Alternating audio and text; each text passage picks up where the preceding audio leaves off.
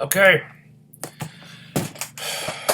Alright, welcome back to the Impact Review.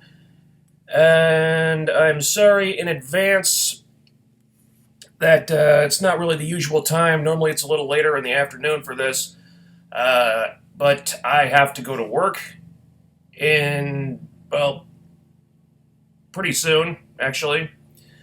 Which I didn't find out about until the other day. And so I don't really have a whole lot of time to do this, so we're going to have to keep this one short. I know I say that a lot, but this time I really mean it. So I'm not really going to have much time to talk to the chat room, if any time at all, because I got to get ready pretty soon. Can you guys hear me okay? Let me know if you can hear me. Excuse me. Sorry, just ate breakfast really quickly.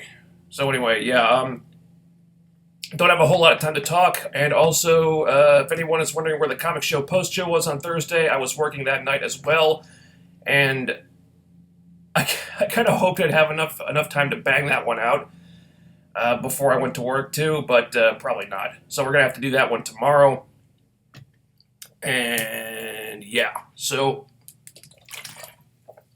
let's just get this short review out of the way. And if I have time to talk to the chat room, I'll maybe do that for a couple minutes. But kind of in a hurry here, so let's just get this done.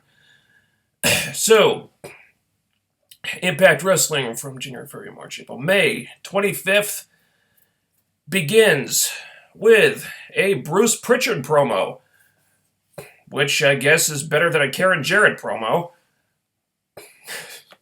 So he comes out to the ring with Tyrus, because of the attack by EC3. So he's got to get security. He's got to get a bodyguard, because if there's any one person who can protect Bruce Pritchard from EC3, it's the guy who used to be EC3's bitch. Brilliant decision, Pritchard. Tyrus will keep you safe. Yeah. Truly, this was worth giving Tyrus a paycheck. Yeah. Alright, so anyway. Bruce Pritchard talks about EC3's attack on him last week in the most boring way imaginable. He says, violence against management will never be tolerated, and this matter will be dealt with accordingly. He says it like he's issuing a memo to an employee who used a bad word. Not to a guy who physically assaulted him. It's like, where's the fucking anger, dude? I mean, come on. If you're gonna sell this thing, then fucking sell it. So anyway, he calls out Lashley, and our world champion, in case you forgot, because we actually haven't seen him in a while. Because apparently, he's one of the Impact Wrestling champions, and that means he's persona non grata these days, because it's all about the GFW titles right now. But yeah, we do still have an Impact Wrestling World Champion, and that's Lashley. So he comes out, and he blah, blah, blahs about being the most dominant world champion ever, and he can't be beat, and all that stuff, and he wants to know who his Slammiversary opponent is. Which, I don't know why he's asking that, because no one knows who the opponent is, because an opponent hasn't been chosen yet. So EC3 comes out at that point, and he says, tonight's the night I become number one contender, and then I go on to Slammiversary to become the EC three-time world champion. And then Magnus comes out to take issue with this, and he says that he came back to Impact Wrestling to fight a crusade against Bruce Pritchard's reign of tyranny, which is kind of ridiculous for reasons that I'll get into in a minute. But yeah, Magnus is still pissed off about the GFW, about losing his GFW world title golden ticket. God knows why. Again, I'll get into it in just a second, but this whole thing with Magnus and Bruce Pritchard just feels completely artificial. I'm not buying it at all. And it makes no sense. Again, I'll explain later. So then we got James Storm coming out. And he says, if anyone's going to be the next world champion, it's going to be him. And I'm so happy to see James Storm in the world title picture. This has been such a long time coming. This should have happened fucking years ago. But it's finally here. I feel like it's got to happen for Storm this year. It's got to happen. And this is going to be a slow build to him winning the world title. awesome. Doesn't have to be at Slammiversary. Can happen at Bound for Glory. Either way, I'm good. I just want to fucking see it. I just want Storm to get that title run that he should have gotten so long ago. So Storm is fired up. He wants the match to start right now, and they almost come to blows. And then Pritchard puts the brakes on. He says the match is going to happen tonight, but it's a no DQ match, and if any of you touch before that, then you're all suspended. So that's how we're keeping them away from each other until the match starts. Okay, decent segment. I don't know, kind of just a standard thing here. Pritchard doesn't really hold the whole thing together very well. Again, where the hell was the anger at EC3? I feel like he's just reined in too much. I think you need somebody with a little bit more of a commanding presence than Pritchard if you want to use something for stuff like this. But not really a bad segment, I guess.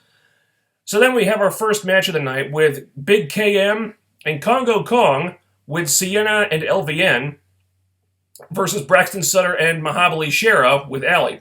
Actually, Mahabali Shera's there because we're about to go to India and tape 4 weeks of TV, so we should probably get something for the Indian guy to do. Even if it's putting him in, just shoehorning him into a feud he has no business being in. But does that really matter? I mean, you kind of hijacked the feud away from the people that the feud should be about in the first place anyway. Because we're making it all... Because they want to make it about Braxton Sutter when it should be about Ali. And I don't know why. But hey, give him credit. He does seem to have some support in the Impact Zone. There were some Sutter chants in there, so he's getting over. Probably mostly due to the fact that he's attached to Ali now, but yeah, give credit where it's due, I guess. Kind of a slow-paced match. Not a whole lot to talk about here. You got three bigger dudes who aren't really known for their speed. In fact, out of everyone here, Sutter was probably the fastest guy in the match. And once again, getting him out of the X Division and putting him into situations like this has done something for him. He feels a lot more appropriate in a mid-card spot like this than in a division known for its high-speed, athletic, high-flying wrestling, a style that he doesn't really work. So I think this has done him a lot of good, at least. So yeah, he's like the fastest guy in there. Not exactly a bad match, it's just not very exciting. I feel like, the other three dudes would be better served wrestling faster or smaller guys. I don't know so much about Shera, but I maintain I don't really think he's bad or untalented. It's just a matter of how green the guy is. But anyway, LVN, at one point, LVN tries to kiss Shera to distract him, and Ali pulls her off the ring apron, and then LVN and Sienna chase her around the ring, and they chase her into the ring, and she stops him with a crossbody and takes them both down, and, this is what I wanted. This is good. Ali getting more physically involved helps everybody, because people love Ali. She's the one that they're tuning in to see. It's about damn time we started letting Ali get more physically involved. This should have happened a while ago, actually. So that was cool, but in the end, I think Congo Kong does something to Shera on the ring apron, and then KM gets the pin, and then the men brawl to the back. So this match was just kind of there, nothing really exciting happening there. But then it gets really interesting because Sienna and LVN are left, and they start beating down Ali, and then Rosemary shows up. Finally! Fucking finally! I've been waiting so long for this, and it's finally happened. We have Rosemary back on TV. She and Ali are entering each other's orbit. Oh, yes, I'm fucking salivating at this. So Rosemary appears. She got a different look. She changed up the face paint in her gear a little bit. She's gotten less zombie and more skull type of motif with the face paint now. I kind of miss the zombie look. I prefer that, actually, but Decay is gone, so it makes sense that she'd try to, do something different and, change up the character a little bit. So that it makes sense. I'm not complaining. So they definitely tease that she's just going to join the beatdown because, we've seen their interactions on Twitter. These two can't stand each other in kayfabe, so you don't really know what's going to happen. You can kind of tell. But there's enough doubt in there that you don't really know for sure. and they tease, oh, she's going to attack Allie. It's going to be a 3-on-1 beatdown, and poor Allie, she's done for. And then the switch flips, and Rosemary spews the mist and Sienna, and she takes out fucking LVN. And you can tell there's been some crowd sweetening there because they're getting pretty generous with the canned heat recently. But those Rosemary chants were fucking real. And I'm not gonna lie, I fucking marked out. I marked the fuck out for this. I've been waiting for this to happen for a fucking year. They've had Courtney Rush and Cherry Bomb in the same company for a year. They've never gone near each other, never been in the same segment together, until now. There's been such a long wait for this. I mean, you've got the women with the best fucking feud and the best rivalry in women's wrestling, period, and they've never gone near each other for a fucking year. And I was fine with it, because when you finally do that, it's got to be the right time, right place. I've said that a million times. And it looks like they're going to be kind of sort of allies here now, which, I'm fine with, because you don't want to do it too fast, but you're establishing a relationship that you can build on and do stuff with. And you don't know why Rosemary did this. It's like, what the hell is this about? Allie's as confused as we are. Because Rosemary is such a mercurial, like, mysterious presence. You don't really know what's going on in her head. Just she's got some kind of fascination with Allie here. But this was fucking amazing. This was great. This was awesome. I fucking love this segment. I mean, Rosemary got over instantly, and you already got the built-in sympathy there because people love the Decay, and LAX took them out. So turning Rosemary babyface was certainly the right way to go right now. Not something I was really anticipating, but I knew it had to happen eventually. But putting her and Allie together, they could fucking print money with those two if they do this right. I'm so on board with this right now. Allie and Rosemary finally working together. Dude, shut up and take my money, Impact. Shut up and take all my money. Here, look. Here. Take it, all of it. Yeah, just all this. Just take it all right now. Take it right now. Take it all of it. Like there. There's my money. Now just give me Rosemary and Allie. Just give me all of it. And then we move on to something that, unfortunately, was a lot less interesting than that. A GFW Tag Team Tournament to crown new GFW Tag Team Champions. Yeah, because what we should be focused on right now is a tournament to crown new champions of a company that doesn't exist anymore. Yeah. Because this is necessary, somehow. Funny thing is, they announced this as the semifinals of the tag team tournament, and it's the first fucking match. First match in the tournament, we're already doing the fucking semifinals.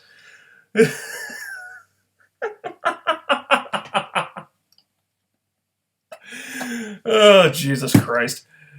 So anyway, we got the Veterans of War versus Falaba and Mario Bocara. It's another slow-paced match for the same reason the other one was. It's 4 bigger dudes who would probably benefit from wrestling smaller guys who are faster. Not a whole lot to say. I mean, the Veterans of War are getting pushed. The other guys are enhancement talent right now, so you know who's going over. Not really a long match. I guess it really shouldn't have been. I don't have much to say about it. Wilcox had some impressive strength. He suplexing Bocara in that one spot was pretty cool, and I like the spot on the outside where Crimson Mayweather just came out of nowhere and kicked the dude's head off. So that was cool. Veterans of War win. They're getting over. I still think the gimmick is kind of like cheap pandering to me. I think a way more interesting way to go about it would be to make them heels. But yeah, I guess I can't argue with results because they are garnering support in the Impact Zone, even if it's kind of cheaply done. But they're getting over, so good for them. Then there was a very surprising segment that came after this. Okay, we have Josh Matthews coming out. And, he acts all humble about the Slammiversary match, and he's teasing it, apologizing to JB, and he wants them to be friends, and he's like, oh yeah, I've changed my ways. I even unblocked and followed David Penzer on Twitter. I made up with Shark Boy, damn it. I've changed. I'm a good guy. I'm a good person now, And I guess it's pretty funny, actually. And Josh said he's a VP of the company at one point, which is like, what? What the fuck is that about? That was confusing. I don't know if he just ad-libbed that or what, but how the hell is he VP of anything? I don't know. And so they almost shake hands, and then Joseph Park comes out. He's urging JB not to shake his hand because this guy is full of crap, and he's got that line about how your actions in the last few months have been self-defecating. And JP's just got this look like, what? I fucking love Joseph Park. Only he could make a line like that work. So Josh reverts to form at this point, and he says, yeah, that apology was fake. I didn't mean it. I'm never apologizing to you or you. And he just starts going off on everybody. And the other HeelCast guys might hate me for saying this, but Josh Matthews actually cuts a great promo here. Like, he when he's in heel character mode, not announcer mode, but heel character mode, he's actually really good. He's getting a ton of heat here, and not like X-Pac heat or get off my TV heat, like heel heat. It's genuine. He's good. He sells this really well. And so they almost, so Joseph Park wants to have a match here, and they almost have a match here. They're taking their jackets off to get the referee, the bell rings, and then Scott Steiner appears. So him and Jeff Jarrett are buddies, and Jeff Jarrett takes care of his buddies, so you had to know this was coming eventually. So Scott Steiner is going to be Josh Matthews' partner for this tag match at Slammiversary. And God bless JB and Joseph Park. They are selling this way more than Steiner deserves. They're running away from him. He's just running into the crowd and to get away from him and stuff, and Steiner is just kind of slowly lumbering after them, probably because he can't run after them because that dude has got to be mostly crippled at this point. And so they kind of scamper back into the ringside area, and then Josh low blows Joseph Park. And Steiner puts Joseph in the worst looking Steiner recliner I have ever seen. It didn't look painful. It didn't look like anything. It's like, how the hell can he not get out of that? You know how Sting, towards the end of his run in Impact, could like barely do the Scorpion Deathlock anymore? It just looked like shit. Yeah, this is the Steiner recliner now. That's what it looked like. It looked terrible. But I felt bad for Joseph Park having to sell that thing, because it didn't make Steiner look good. It made Joseph Park look bad for not being able to break out of it easily. And so not really digging that. But again, Josh Matthews really sold the hell out of this afterward with his heel antics and just being like that annoying pest that you just want to punch in the face. Yeah, I can't believe I'm selling this, but Josh Matthews sold this better than anybody else in the segment. He actually kind of sold me on this match, believe it or not. And no, I don't want to see Scott Steiner wrestle. That's the last thing I want. They want him to cut promos? Fine. Great. He's an entertaining promo. I don't want to see the guy wrestle. He's not going to have anything close to a 5-star match at this point, but the thing to remember is he really doesn't have to work a great match for this match to work. This will not be a 5-star match. No one's expecting a 5-star match at Slammiversary. This is going to be like the come down match, the piss break match, where everybody can just like kind of sit back and maybe have a few laughs and stuff. It's going to be there for entertainment, basically. It won't be a great match, but with these personalities involved, it just might be entertaining. I would venture a guess to say this might be one of the more entertaining segments of the pay-per-view, actually. So, thanks in large part to the addition of Joseph Park and having Josh Matthews play off of him, they've kind of saved this feud. I didn't give a shit about the announcers feud until Joseph Park got involved. Now, I'm actually kind of looking forward to this because I love Joseph Park, and Josh Matthews has kind of raised his game to something that is actually interesting from a character perspective. So a surprisingly good segment here. I was kind of stunned, actually. So then they have, excuse me, they have a video package of Moose talking about the Grand Championship, and this was really good. This is the kind of stuff that you need to do to put over a new championship. It's the kind of thing that they used to do with Drew Galloway before he left when he was the champion. Just making the title look important. Moose says, hey, in his opinion, the Grand Championship is the most important title in the company. At least it is to him. And he says he's been defending it all over the world in all these different countries, and Japan and Mexico or wherever. And he even tries to put over the 3-round point system. And it's like, wow, of all the things to have to... That's the thing that everybody wants them to get rid of. It's like, of all the Billy Corgan ideas to keep after he left the company and Jarrett came in, they've kept the 3-round point system. I don't know why. That's the last thing I thought they would keep, but they're keeping it at least for now, and God bless Moose, here he is trying to put it over as something good. So, good on you, buddy. So then he touches on the feud with Eli Drake and Chris Masters, and then we transition to an Eli Drake interview. So Eli Drake actually got some fucking screen time this week, thankfully. And he's cutting a promo, this backstage interview with McKenna, and then Moose shows up and he's getting held back by security. So it's kind of an awkward transition there. We have Moose calmly and being casually like discussing the Grand Championship and what it means to him, and then we switch over to this other segment and he's like spitting angry, being held back by like five people. He's so pissed off. So it's weird. Maybe you should have done like this segment first, because he just went from like 0 to 50, like just like that. It was an awkward transition there.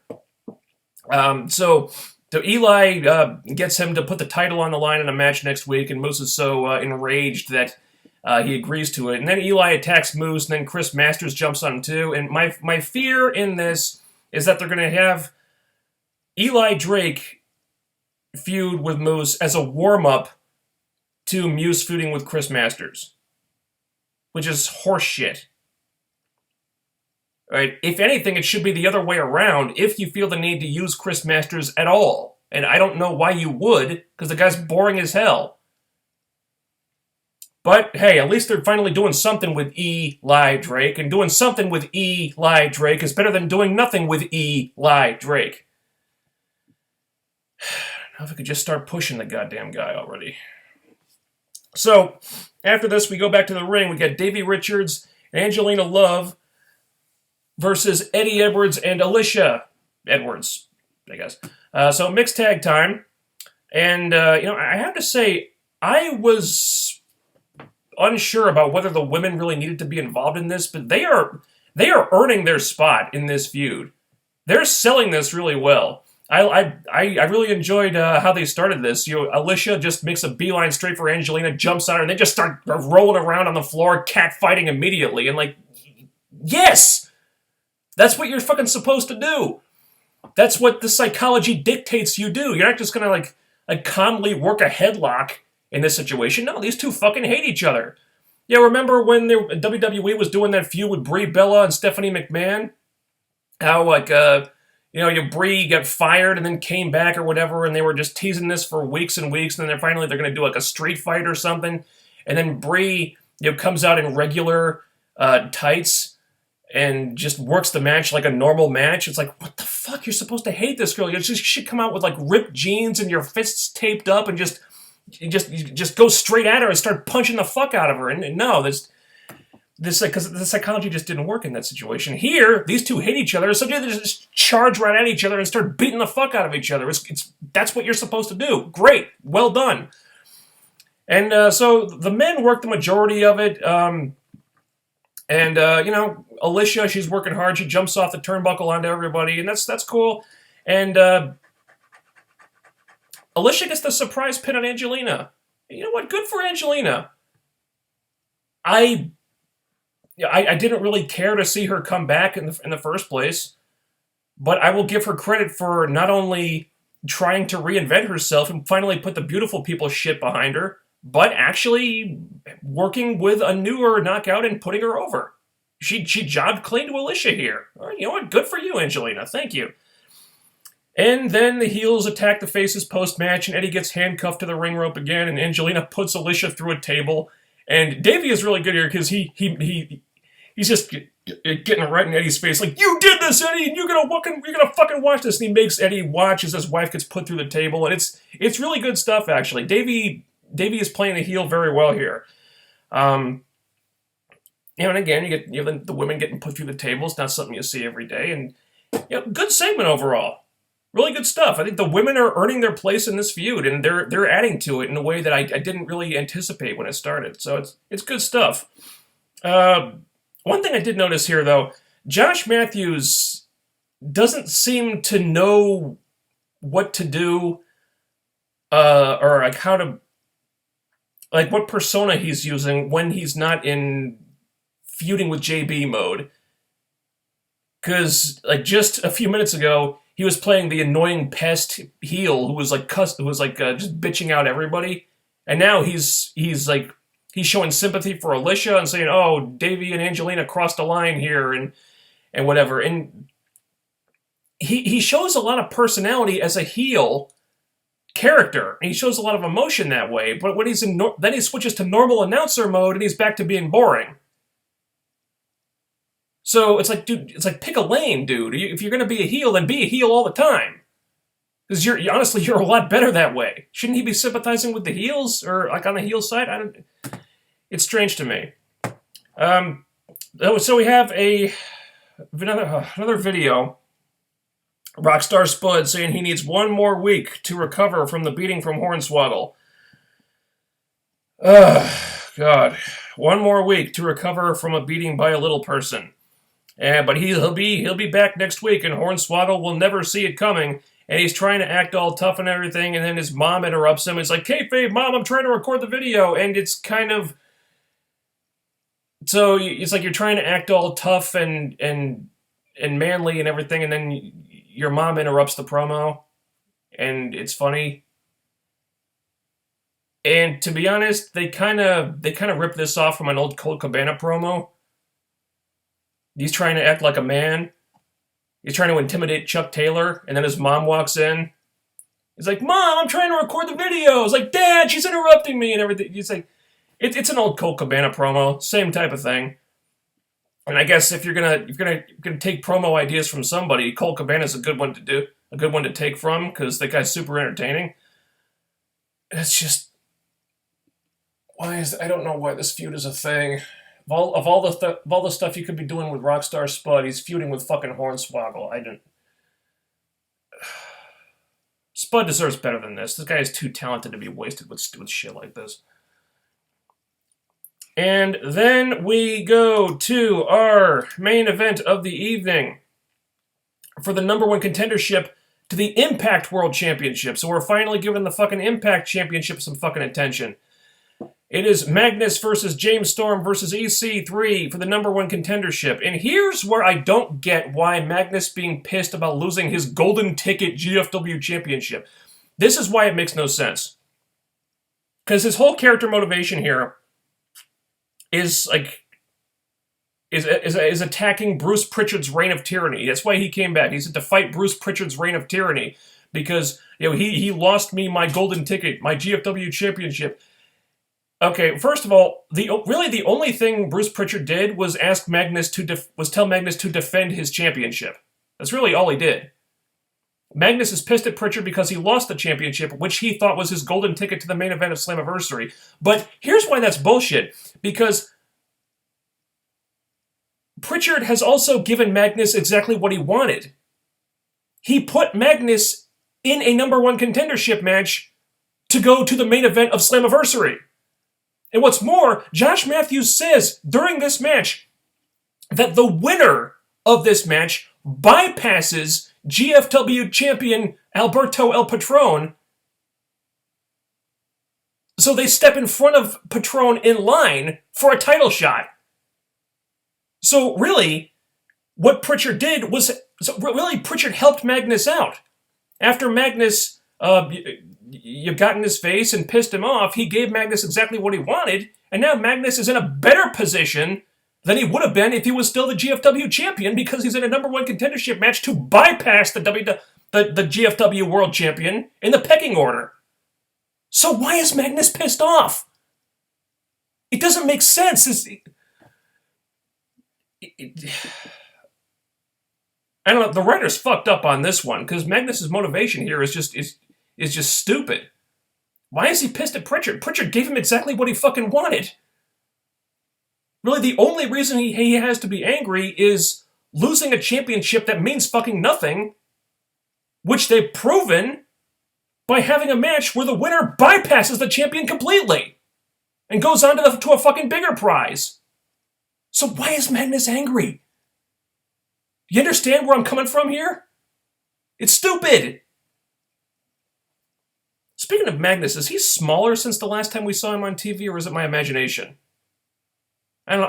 I feel like he's lost a lot of muscle mass. I remember him being a lot bigger than this. I don't know. Maybe he was injured or something.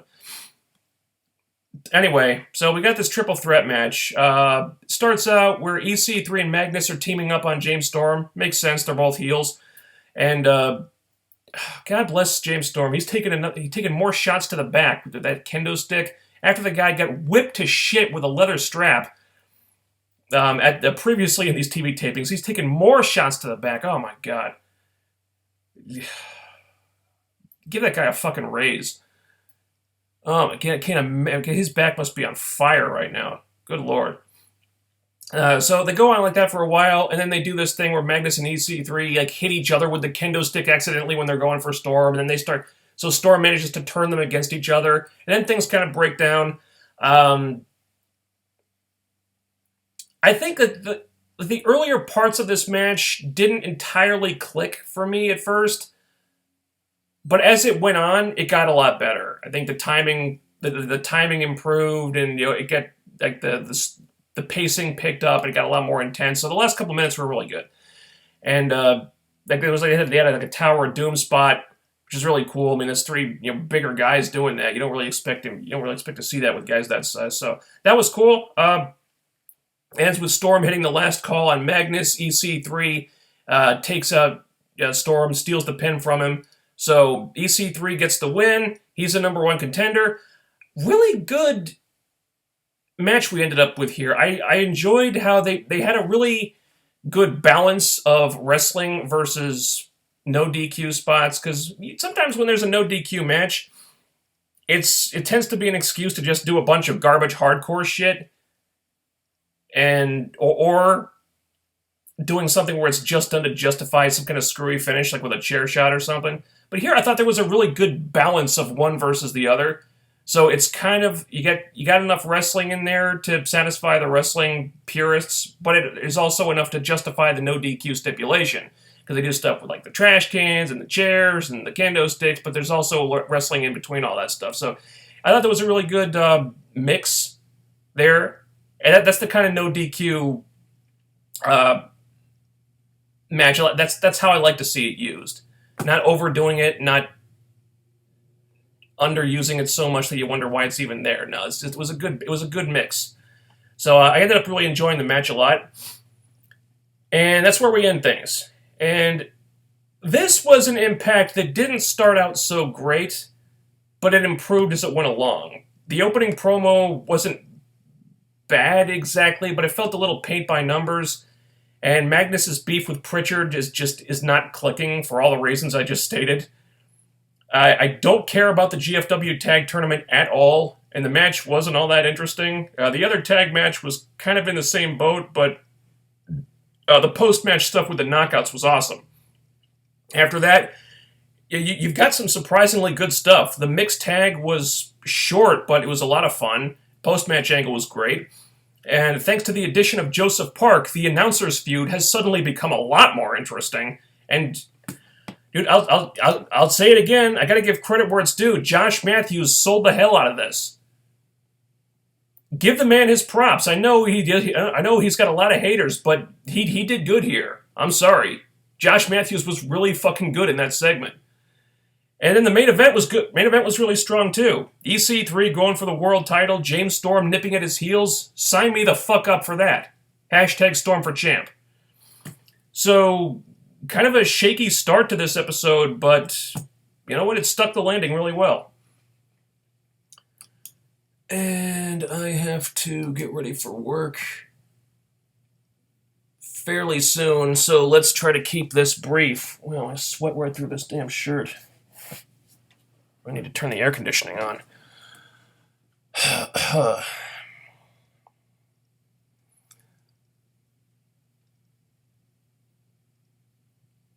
Have you seen MJ Jenkins' explosion matches? You know, I haven't, but I saw her match with Rosemary at Knockouts Knockdown. It was really good.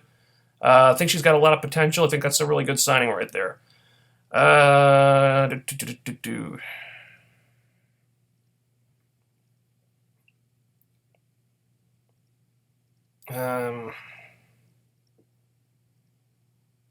am not excited to see Scott Steiner back.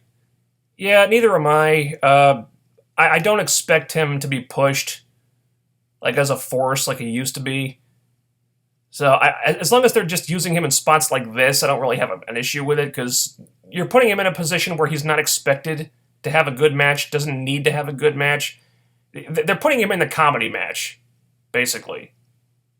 If they're just using him for stuff like that, I'm okay with it. But yeah, I'm with you. I don't want to see the guy wrestling seriously, because just no, move the fuck on already. But yeah, I mean, if it's a spot like this, it's just gonna it's fine. Okay. Only want to see Scott Steiner butcher the English language. Yeah.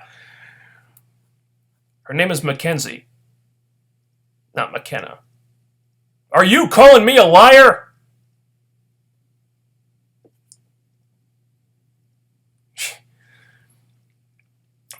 Chris should be enhancement for Moose and feud with Eli Drake, with Eli becoming the new champion as payoff. Concur? Agreed. You think Impact should bring Jimmy Havoc back to continue the storyline with Rosemary? I'd be open to it. I don't think there's any reason to do it right now, because they've got Rosemary on her own for the first time. We've seen Rosemary with the Decay. Now we're seeing Rosemary on her own in the Knockout division, which is something new for Rosemary. I don't really feel the need. I don't really feel any desire to revisit the Jimmy Havoc thing. I'd be open to them doing it in the future sometime when they need another new direction for Rosemary. But right now, it's just I really don't think so. You see Alicia Edwards having a title run. They've put the Knockouts title on worse people. I don't see it happening in the near future. Right now, I think she should just focus on getting over. I think feuding with Angelina and in this feud with Davey and Eddie, I think that's a good way to start her out. Down the line, I guess I'm sure. Right now, no, I don't think she should be in the picture right now. I think they're good up to Bound for Glory with the people in the picture right now. Spud is the most versatile person on the roster. Yes, he should be doing better things, but he will always have something to do because he can get anything over. Yeah, but if the guy can get anything over, then give him more stuff to get over. Why are you tasking him with getting a feud with Hornswoggle over? It's like you're just wasting this guy's talents. Magnus seems like he would rather be in WWE with his wife, but they don't want him, so he's just back going through the motions. I don't know if he's going through the motions. I've enjoyed his work so far. I think they're just giving him stupid stuff storyline wise. The feud with Bruce Pritchard makes no sense. It's obvious they didn't pay attention to the finer details. That's kind of been an issue with other stuff too. I think they need to get a younger voice in the writers' room that's going to pay attention to smaller details like that. Because right now it's just a bunch of middle-aged dudes. So who's appealing to the younger demographic? Who's that younger voice in the writers' room? They don't have one. Maybe it's Sanjay.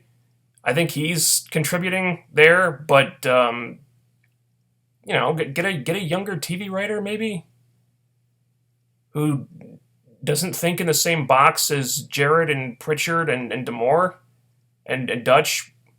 Not Pritchard, he's not in there, but yeah, just I feel like they need somebody younger in the writers' room who doesn't think the same way they do and is going to pay attention to details that seem to fall under their radar.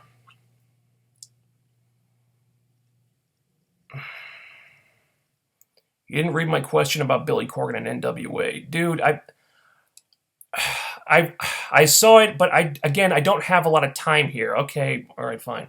Corgan NWA update. Dave Lagana, Jay Bradley, and Sherry Shaw have joined Billy Corgan to be a part of their new NWA regime. What are your thoughts? I don't really have any.